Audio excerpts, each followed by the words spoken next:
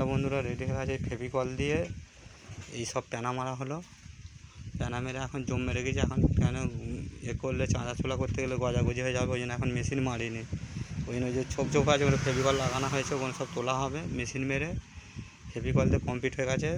এবার ফেভিকলটা টেনে গেলে রডের গর্ত গর্ত এটাকে কমপ্লিট করা হয়ে গেছে। দেখতে এসে এদিকে এদিক থেকে দেখা, দুটো আবছা লাগিয়ে দেখা, রডের গর্ত গর্ত কমপ্লিট হয়ে গেছে। এবার মালটা ফিনিশ হবে, রড দিয়ে ভালো রড দিয়ে ফিনিশ করা হবে। এবার শাল কাঠের frame 3 foot by 4 foot, 4 foot height, 3 foot চওড়া। আর ফ্রেমটা যে করা হয়েছে তোমার 6.5 ফুট বাই 3 ফুট, দুটোই কমপ্লিট হয়ে গেছে। এবার রডটা কিনে আনবো, রডটা কিনে এনে কমপ্লিট হবে। দেখতেই পাচ্ছ ফিনিশ। রডটা কিনে এনে এবার ঢুকিয়ে দিলে হয়ে যাবে। পাটি বাড়ি পাটতে দেবো, তারপর পাল্লাগুলো হবে। এইগুলো জমে গেলে পাল্লা হবে, এটা যাবে নিকাশে যাবে।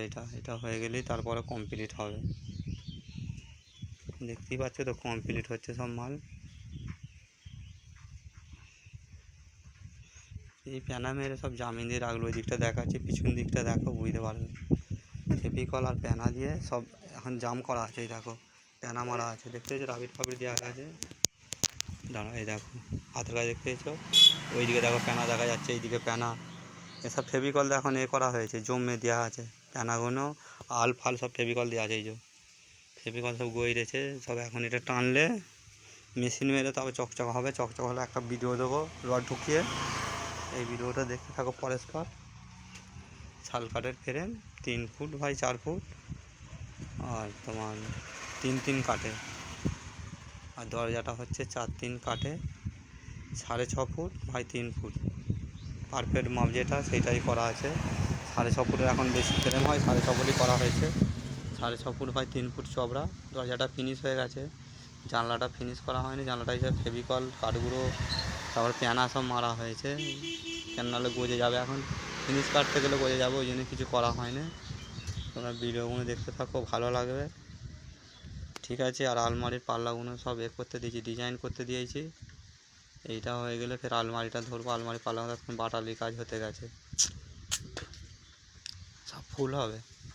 আলমারি পাল্লাগুলো সব ফুল হবে, সেগুলো দিয়ে এসেছি দোকানে। ঠিক আছে। এখন এইগুলোকে ঠিক করা হচ্ছে। এই যে দেখতেই পাচ্ছ কমপ্লিট হয়ে গেছে এগুলো।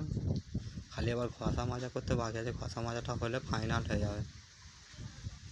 ঠিক আছে। এই দেখো বিট ফিট দিয়ে কমপ্লিট করে। শাল কাঠের ফ্রেম এগুলো, শাল কাঠ বহুত টেকসই কাঠ। যারা করবে বন্ধুরা শাল কাঠের করবে ফ্রেম অনেক দিন লাস্টিং করবে। শাল কাঠ হচ্ছে বহুদিন লাস্টিং করে। একদিন 1 নম্বর পিওর শাল।